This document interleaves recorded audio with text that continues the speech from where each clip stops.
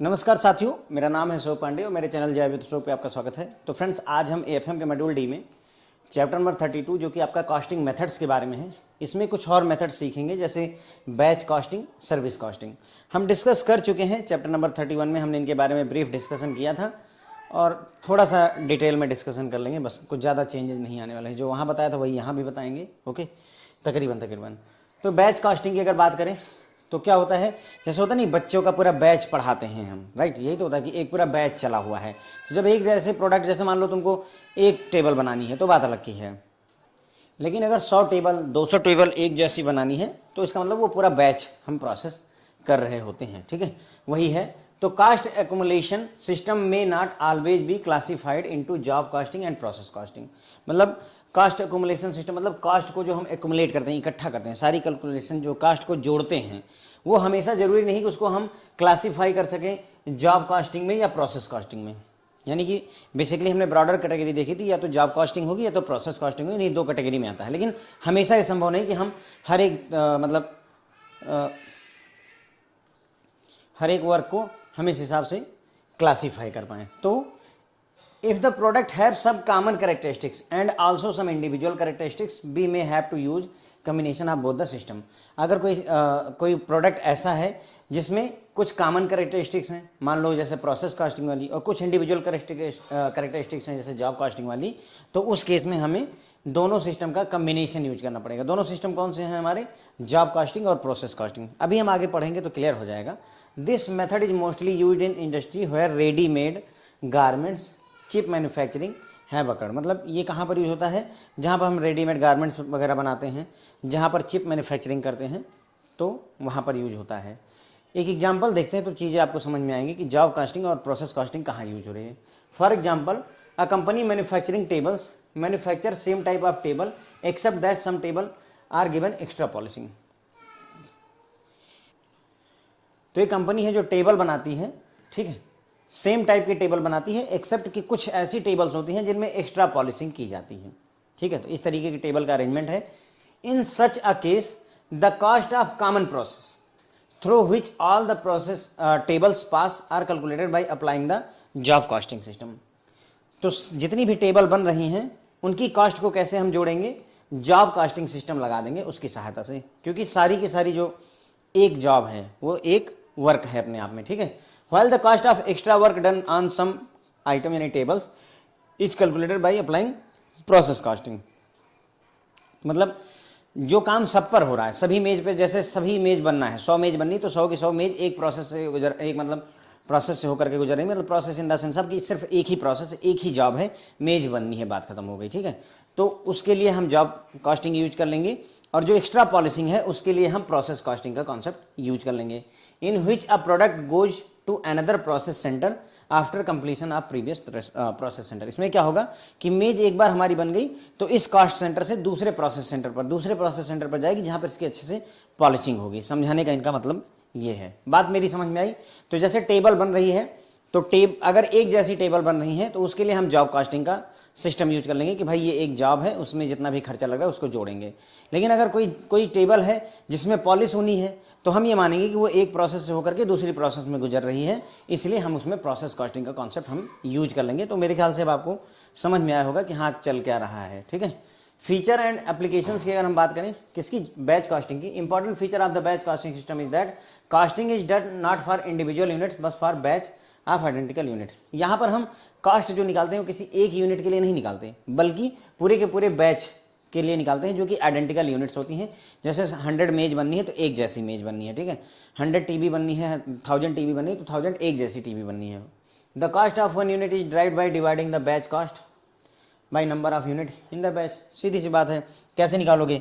अगर हमें 100 टेबल बनानी है, ठीक है, टोटल खर्चा अगर 1 लाख रुपए लग गया 100 टेबल बनाने में, तो 1 लाख डिवाइडेड बाई 100 कर देंगे, 2 जीरो से 0 कैंटल 1000 हमारा एक जो है टेबल का, एक टेबल पर कितना खर्चा आया। तो ये बड़ी बेसिक सी मैथमेटिक्स है, यही यहाँ बताया गया है कि भाई ऐसे हम अपनी कास्ट कैलकुलेट कर सकते हैं। इन्होंने इस चीज़ का एग्जाम्पल भी दिया हुआ है आपको। फर्नीचर मैन्युफैक्चरर है received order to supply 100 identical wooden chair. इनको एक जैसी 100 जो है कुर्सियाँ, लकड़ी की कुर्सियाँ देनी हैं कंपनी ने एस्टिमेट लगाया है कि जो मटेरियल लगेगा वो 1 लाख रुपए का लगेगा, जो लेबर लगेगी इसको बनाने में वो 50,000 रुपए की, तो 1,50,000 रुपये हो गए हमारे दोनों मिला करके। और मैन्युफैक्चरिंग ओवरहेड यानी इसके अलावा जो फर्जी वाले खर्चे होते हैं जैसे रेंट वगैरह ये सब, वो 20,000 रुपये और लगेगा। तो सब जोड़ जाड़ के फ्रेंड्स हमारा कितना हो गया, 1,70,000 रुपये हो गए। कितना हो गया, 1,70,000 रुपये हमारा टोटल लगने वाला है। As per company's policy the fixed non manufacturing overhead are allocated at 20% of material cost. ध्यान दीजिएगा, जब हमने कॉस्ट की बात की थी तो 4 चीज़ों की बात की थी। पहला, मटेरियल पर कितना खर्चा होगा। जब हमने जॉब कास्ट सीट की बात की थी वहाँ पर हमने 4 चीज़ें देखी थी, है ना। मटेरियल पर कितना खर्चा होगा, लेबर पर डायरेक्ट कितना खर्चा होगा, फिर हमारा डायरेक्ट ओवरहेड कितना होगा, वो ये वाला है हमारा जो डायरेक्ट ओवरहेड है, और फिर इनडायरेक्ट ओवरहेड जो होता है उसको मैंने बताया था वो किसी चीज़ का सर्टेन परसेंटेज ले जाता है। जैसे फिक्स, अगर आपको वहाँ पर शब्द याद हो तो वहाँ पर फिक्स्ड या फिर नॉन मैन्युफैक्चरिंग ओवरहेड लिखा गया था, ये वही है फिक्स्ड और नॉन मैन्युफैक्चरिंग ओवरहेड, और ये किसी ना किसी चीज़ का सर्टेन परसेंटेज होता है। तो जैसे यहाँ हमने माना है कि जो मटेरियल कॉस्ट हमारा लग रहा है उसका 20%, मटेरियल कॉस्ट का 20%, तो हमारा मटेरियल कितने का लगने वाला है, हमारा मटेरियल लगने वाला है 1,00,000 रुपये का। ये दिया हुआ है देखिए, मटेरियल 1,00,000, उसका 20% हो जाएगा 20,000 रुपये, तो 20,000 रुपये हमारे और खर्च हो गए। तो सब मिला करके 1,90,000 रुपये हमारा टोटल खर्चा हो गया। तो 1,90,000 रुपये अगर हमारा टोटल खर्चा हुआ तो एक जो है मेज का दाम कितना होगा, तो कितनी चेयर हमने बनाई है, 100 चेयर बनाई है। देखिए यहाँ पर लिखा हुआ है 100 चेयर बनाने का ऑर्डर मिला था। टोटल खर्चा 100 चेयर बनाने में 1,90,000। तो एक चेयर बनाने में कितना हो जाएगा, तो 1,900 रुपये का खर्चा आया। कितना आया हमारा, 1,900 रुपये का खर्चा आया। होप है कि आपको बात समझ में आई होगी। यही है 1,900 रुपये जो हमारा लगा। बैच कास्टिंग यूजफुल होती है जहाँ जैसे pharmaceutical, readymade garment, toys, tyres, है ना, ट्यूब्स, इन सब जगहों पर जहाँ पर एक जैसा जो है प्रोडक्ट बनने वाला है। ठीक है, तो बैच कास्टिंग हमने समझ ली। तो ये बोलते हैं कि हमेशा ज़रूरी नहीं कि हम अपनी जो वर्क है, जो हमारा प्रोडक्ट है, जो हमारी सर्विस है, उसको जॉब कास्टिंग या बैच कास्टिंग में बाइफरकेट कर सकें। कई बार हमें दोनों का कम्बिनेशन यूज करना पड़ेगा। ठीक है, बैच कास्टिंग कहाँ यूज होती है, जहाँ पर रेडीमेड गारमेंट्स वगैरह बनते हैं, चिप मैन्युफैक्चरिंग वगैरह में इसका यूज होता है। एक कंपनी है जो मान लेते हैं कि एक जैसी टेबल बनाती है, केवल कुछ टेबल ऐसी होती हैं जो स्पेशल ग्रेड की होती है, जहाँ पर एक्स्ट्रा पॉलिशिंग होती है। तो क्या करेंगे, जितनी भी टेबल बनेंगी नॉर्मल तरीके की, उनके लिए हम जॉब कास्टिंग का कॉन्सेप्ट यूज करेंगे, और जो एक्स्ट्रा पॉलिशिंग वाली टेबल्स बनेंगे उनके लिए हम प्रोसेस कास्टिंग का कॉन्सेप्ट यूज करेंगे। तो इंपॉर्टेंट फीचर क्या होता है बैच कास्टिंग का, कि भाई ये इंडिविजुअल यूनिट पर नहीं लगता, एक प्रोडक्ट पर नहीं लगता, बल्कि पूरे बैच पर लगता है। एक जैसी 100 यूनिट, 1000 यूनिट जितनी भी बने उन पर यह लागू होता है।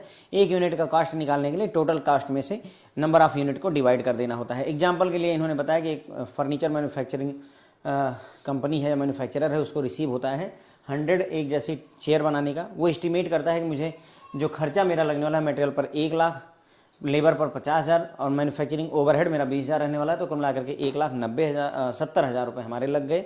और उसके बाद में फिक्स्ड और नॉन मैन्युफैक्चरिंग ओवरहेड जो लगने हैं वो 20% मटेरियल का लगेगा। मटेरियल हमारा 1,00,000 रुपये का लग रहा है मटेरियल, तो 1,00,000 का 20% 20,000 और हो गया। तो 1,50,000, 20,000 और 20,000 यहाँ लगा, कुल मिला के 1,90,000। 1,90,000 को जब हम डिवाइड कर देंगे कितने से, 100 चेयर से, तो हमारी एक चेयर का प्राइस हमको निकल करके आ जाता है। ठीक है, फिर आता है फ्रेंड्स हमारा सर्विस कॉस्टिंग। तो देखो, जॉब कास्टिंग, बैच कास्टिंग, ये सारी चीज़ें जितनी भी हम पढ़े हैं, सर्विस कास्टिंग कोई अलग चीज़ नहीं है। बस बाकी सभी में हम क्या करते हैं, किसी प्रोडक्ट को जो है प्रोडक्ट की कॉस्ट कैलकुलेट करते हैं। यहाँ पर हम प्रोडक्ट की ना करके सर्विस की कॉस्ट को कैलकुलेट करते हैं। बस यही सर्विस कॉस्टिंग होती है, सर्विस की कॉस्ट को कैलकुलेट करना सर्विस कॉस्टिंग। ठीक है, तो service costing is also known as operating costing. Service costing को किस नाम से जाना जाता है, ऑपरेटिंग कॉस्टिंग के नाम से। Service costing is a method of costing used by the organization which provide service rather than produce commodity या प्रोडक्ट। ठीक है, तो सर्विस कॉस्टिंग किसके द्वारा यूज किया जाता है, उन ऑर्गेनाइजेशन के द्वारा जो सर्विस प्रोवाइड करती हैं, ना कि कोई प्रोडक्ट या कमोडिटी प्रोवाइड करती हैं। It is used for establishing cost of service rendered. मतलब इसको किस लिए एस्टेब्लिश किया गया है, ताकि जो हम सर्विस किसी को प्रदान कर रहे हैं, रेंडर का मतलब देना, किसी को सर्विस प्रोवाइड कर रहे हैं, उसकी कॉस्ट को फिक्स कर सकें, कैलकुलेट कर सकें, उसके लिए होता है। Service costing is used in service organization like transport company, utility company like electricity and water supply, hotels, hospital, education. मतलब जहाँ पर भी बेसिकली फ्रेंड्स हम सर्विस प्रोवाइड करते हैं, उन सभी जगहों पर ये जो है सर्विस कॉस्टिंग यूज हो सकती है। जैसे हम ट्रांसपोर्ट कंपनियों में सर्विस प्रोवाइड करते हैं, कोई प्रोडक्ट नहीं, एक जगह से दूसरी जगह सामान ले जा रहे हैं, सर्विस है। यूटिलिटी कंपनी है, जैसे इलेक्ट्रिसिटी प्रोवाइड कर रहे हैं, तो इलेक्ट्रिसिटी कोई एसेट नहीं, कोई प्रोडक्ट नहीं है, सर्विस है हमारे लिए। ओके, वाटर सप्लाई सर्विस है हमारे लिए। होटल जाते हैं, सर्विस लेते हैं। हॉस्पिटल में भी हमें सर्विस प्रोवाइड करती है। एजुकेशन इंस्टीट्यूट, करंटली मैं भी आपको कोई प्रोडक्ट नहीं ऑफर करता, मैं आपको अपनी सर्विस ऑफर करता हूँ, आप ध्यान दीजिए इस बात को अगर। ओके, तो इन सभी जगहों पर यूज होती है। द सर्विस प्रोवाइडेड में बी इंटरनल और एक्सटर्नल। अब जो सर्विस प्रोवाइड की गई दो तरीके की होती है, internal service, external service. Internal service मतलब जो कंपनी के अंदर सर्विस प्रोवाइड करते हैं उसे इंटरनल सर्विस। जैसे आप बैंक में रहते हैं, वहाँ पर कैंटीन में खाना खाते हैं, तो कैंटीन में जो सर्विस प्रोवाइड की बैंक के इंटरनल है तो इंटरनल सर्विस हो गई। जो बाहर के लोगों को सर्विस प्रोवाइड एक्सटर्नल सर्विस कह देते हैं। ओके, तो internal service are provided as a department of the organization. जो इंटरनल सर्विस प्रोवाइड किए जाते हैं वो उसी ऑर्गेनाइजेशन के डिपार्टमेंट के तौर पर प्रोवाइड की जाती है। जैसे इंटरनल सर्विस का एग्जांपल होगा कैंटीन सर्विस, ठीक है, तो एक डिपार्टमेंट कैंटीन का बना दिया गया, वहाँ पर बेहतर सर्विस प्रोवाइड कर दी जाती है। When services are provided to outside parties, जब बाहरी लोगों को सर्विस प्रोवाइड की जाती है तो उन्हें जो है एक्सटर्नल सर्विस कह देते हैं, ठीक है, एक्सटर्नल। फॉर एग्जाम्पल हॉस्पिटल हो गया, ट्रांसपोर्ट कंपनी हो गई, वाटर हो गई, इलेक्ट्रिसिटी सप्लाई कंपनी हो गई, ये सभी जो है आपकी क्या है, एक्सटर्नल लोगों को सर्विस प्रोवाइड। देखो हॉस्पिटल में बाहरी लोगों को सर्विस प्रोवाइड, ट्रांसपोर्ट कंपनियां बाहरी लोगों को, वाटर एंड इलेक्ट्रिसिटी कंपनी सब बाहरी लोग, तो ये सभी एक्सटर्नल सर्विस के हो गए example. Principle of unit costing is used in service costing, मतलब सर्विस कॉस्टिंग में भी एक यूनिट का क्या प्राइस रहने वाला है वही कॉन्सेप्ट यहाँ पर भी यूज होता है, ठीक है। तो ये कैसे कैलकुलेट किया जाएगा, तो service cost are accumulated over a period and divided by unit of service provided during the period to arrive at the cost per unit of service. देखिए पहले इसका एक एग्जांपल देखते हैं, तो इस डेफिनेशन को पढ़ेंगे तो ज़्यादा समझ आएगा। For example the cost associated with the operation theatre over a period are divided by number of operations perform during that period to arrive at the cost of each operation, ठीक है।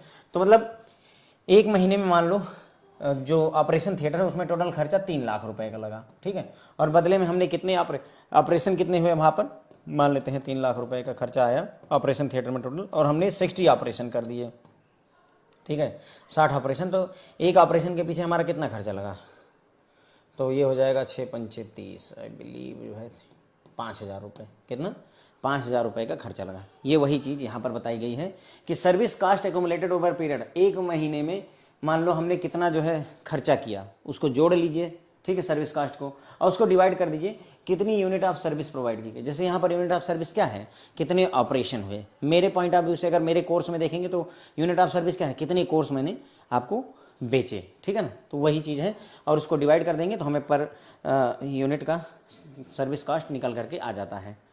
Feature की अगर बात करें तो costing, service costing के feature, it is related to costing of service and not goods, ठीक है, ये वस्तुओं के जो है कास्टिंग से रिलेटेड नहीं होता बल्कि सर्विस की कास्टिंग से रिलेटेड होता है।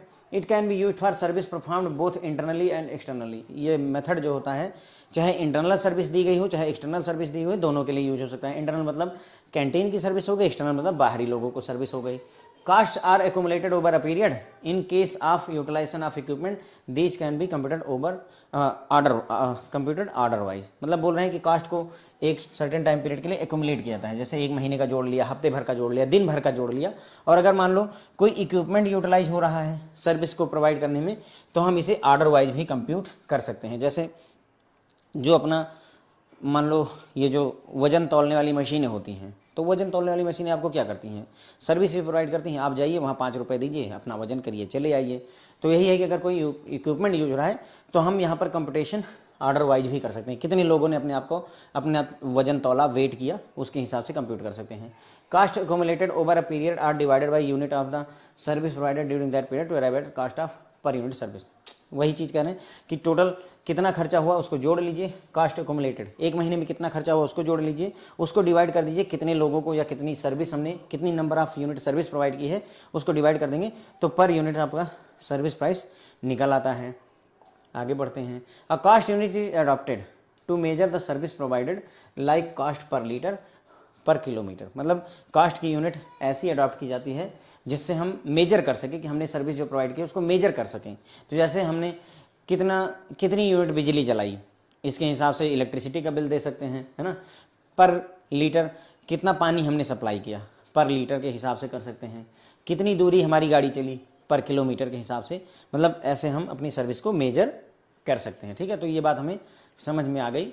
सर्विस कॉस्टिंग में मैंने बताया कि सर्विस कॉस्टिंग को दूसरा नाम ऑपरेटिंग कॉस्टिंग होता है। सर्विस कॉस्टिंग में हम गुड्स का जो है सर्विस मतलब जो है गुड्स का मूल्यांकन नहीं करते बल्कि सर्विसेज का करते हैं। ठीक है, इसमें सर्विस कॉस्टिंग में जो कंपनियां सर्विस प्रोवाइड करती हैं, जो ऑर्गेनाइजेशन सर्विस प्रोवाइड करते हैं उनके द्वारा यूज किया जाता है। जो कमोडिटी प्रोवाइड करती हैं, प्रोडक्ट बनाती हैं, उनके ऊपर ये लागू नहीं होता है। इसको यूज किया जाता है ताकि जो सर्विस रेंडर की गई, लोगों को सर्विस दी गई है, उसकी कॉस्ट को इस्टेब्लिश किया जा सके। ठीक है, सर्विस कॉस्टिंग उन कंपनियों में यूज होगा जहां सर्विस प्रोवाइड करती है, जैसे इलेक्ट्रिसिटी देना, वाटर सप्लाई प्रोवाइड करना, हॉस्पिटल की सर्विस, होटल की सर्विस, एजुकेशन इंस्टीट्यूट, इन सभी जगहों पर यूज किया जाता है। सर्विस जो प्रोवाइड करती है वो दो तरीके की होती है, इंटरनल और एक्सटर्नल।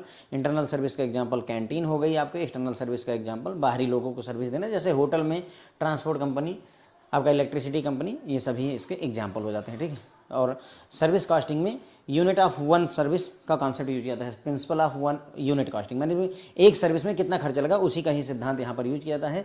इसके लिए हम क्या करते हैं, जितना भी खर्चा लगा उसको जोड़ लीजिए, एकोमुलेट कर लीजिए, डिवाइडेड बाई कितने लोगों को या कितने नंबर ऑफ सर्विस प्रोवाइड की, उससे डिवाइड कर दीजिए, आपका सर्विस कॉस्ट निकल आती है। ठीक है, तो सर्विस कॉस्ट एकोमुलेट हुई है ओवर अ पीरियड, उसको जोड़ लीजिए, डिवाइड कर दीजिए यूनिट ऑफ सर्विस, जो भी सर्विस यूनिट प्रोवाइड की है ड्यूरिंग दैट पीरियड, तो आपको पर यूनिट ऑफ सर्विस कॉस्ट निकल करके आ जाती है। इसके फीचर की बात करें तो पहला, ये सर्विस की कॉस्टिंग में काम आता है, प्रोडक्ट की कॉस्टिंग में या गुड्स की कॉस्टिंग में नहीं काम आता है। ये चाहे इंटरनल सर्विस दी गई हो चाहे एक्सटर्नल सर्विस दी गई हो, दोनों केसेस में काम आ सकता है।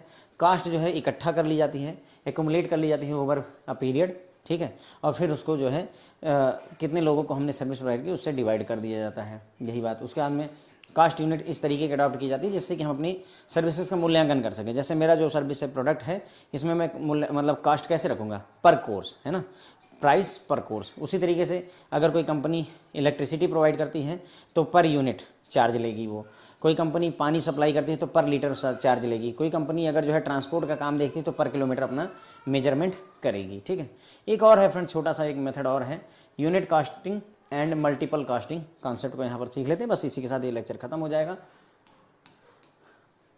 इसके बाद में मेरे ख्याल से एक और रह गया है, प्रोसेस कास्टिंग, मेरे ख्याल से शायद रह गया है, वो आखिरी मेथड होगा। उसी मेथड के बाद ये पूरा पूरा चैप्टर आपका एकदम से खत्म हो जाता है। ठीक है, तो unit casting is used to where the production consist of units which are identical and are normally mass production या मास प्रोड्यूस। मतलब यूनिट कास्टिंग वहाँ पर यूज होती है जहाँ पर प्रोडक्शन कैसा होता है, एक जैसे प्रोडक्ट, आइडेंटिकल प्रोडक्ट का प्रोडक्शन होता है और नॉर्मली इनको मास में प्रोड्यूस किया जाता है, मतलब बहुत बड़ी क्वांटिटी में इनको प्रोड्यूस किया जाता है, जैसे सीमेंट बन रही है इस तरीके की जगहों पर। ओके, एग्जांपल में माइनिंग हो गई, ब्रिक ईंट मेकिंग हो गई, सीमेंट का प्रोडक्शन हो गया।